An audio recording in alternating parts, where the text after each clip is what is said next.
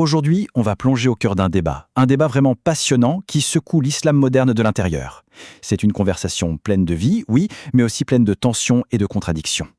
On a tendance à poser ce genre de questions en espérant une seule et unique réponse, n'est-ce pas? Mais soyons honnêtes, comment est-ce que plus d'1 milliard de personnes pourraient penser exactement la même chose?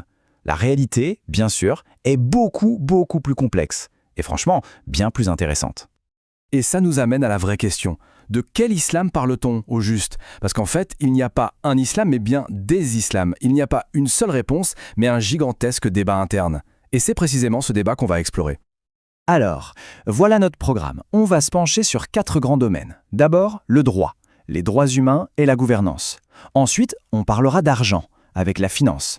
Puis, on s'intéressera aux nouvelles figures intellectuelles qui émergent. Et enfin, on abordera un sujet plus intime, l'amour et les relations à l'ère moderne. Allez, c'est parti pour notre première partie. On plonge directement dans le vif du sujet, la loi, les droits et la gouvernance, avec le grand débat sur la charia. Alors pour bien comprendre de quoi on parle, il faut commencer par ce mot, la charia. Qu'est-ce que c'est au juste? Eh bien c'est l'ensemble des lois de l'islam qui a été compilé il y a très longtemps, entre le 8e et le 10e siècle. Et le point crucial, c'est que pour les traditionalistes, ce corpus de lois n'a jamais été révisé et ne devrait jamais l'être. Et si on applique cette charia traditionnelle à la lettre, eh bien ça mène à l'institutionnalisation de 2 inégalités majeures, vraiment fondamentales. La première, c'est celle basée sur le genre, avec l'idée d'une supériorité de l'homme sur la femme. La seconde, elle est basée sur la foi, la supériorité du musulman sur le non-musulman. Et pour justifier ça, les traditionalistes s'appuient directement sur les textes. Prenez ce verset du Coran, par exemple. Il est souvent cité comme l'une des pierres angulaires de l'interprétation qui affirme l'autorité des hommes sur les femmes. C'est fascinant de voir comment un texte peut être mobilisé pour construire tout un édifice juridique et social. Et cette tension, elle devient vraiment flagrante quand on met côte à côte la Déclaration universelle des droits de l'homme de 1948 et les déclarations islamiques qui ont été rédigées dans les années 90. D'un côté, on a des droits qui s'appliquent à tous, universellement.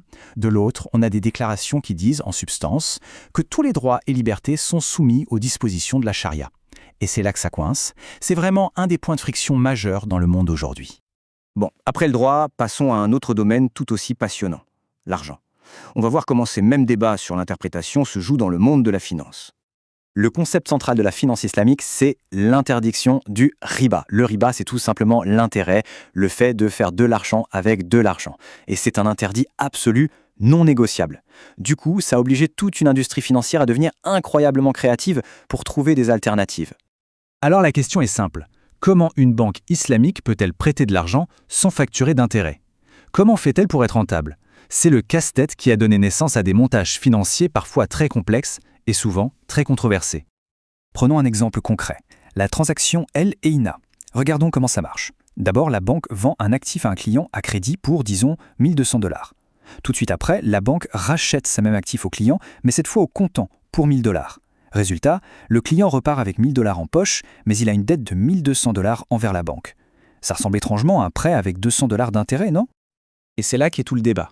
C'est la forme contre le fond. D'un côté, un prêt conventionnel, c'est direct, un prêt avec intérêt.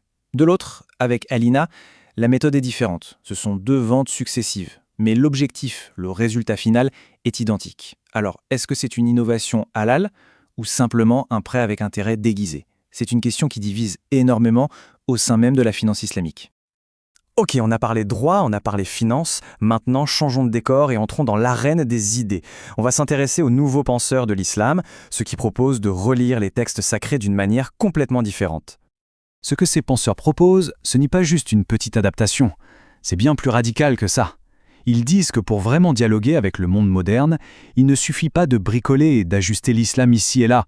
Non, il faut le repenser à la racine, depuis ses fondements. Écoutez bien cette phrase de Nasr Hamid Abu Zaid, un intellectuel égyptien.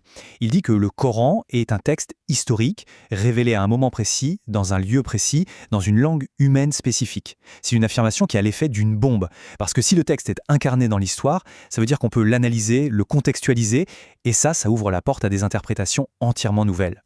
Leur outil principal pour faire ça, c'est ce qu'on appelle l'herméneutique. C'est un grand mot pour dire l'art et la science de l'interprétation.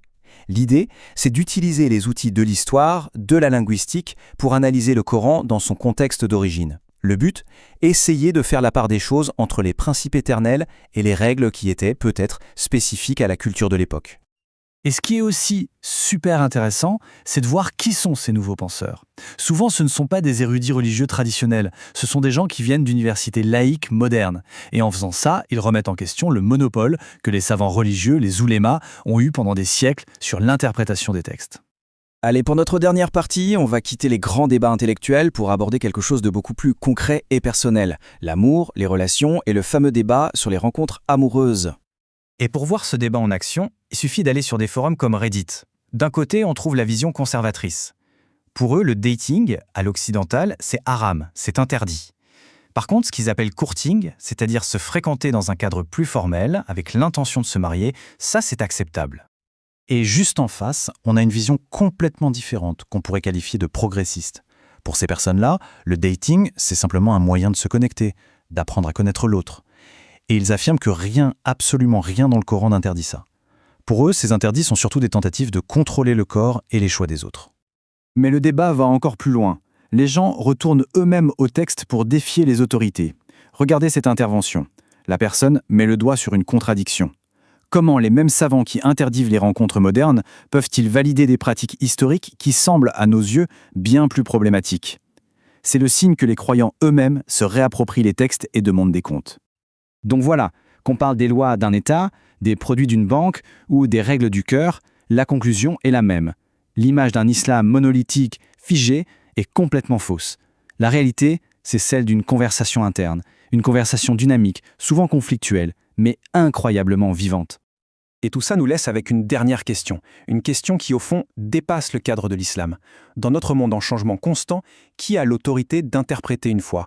Qui a le droit de dire ce que croire veut dire au XXIe siècle ? C'est une question vertigineuse et elle reste ouverte.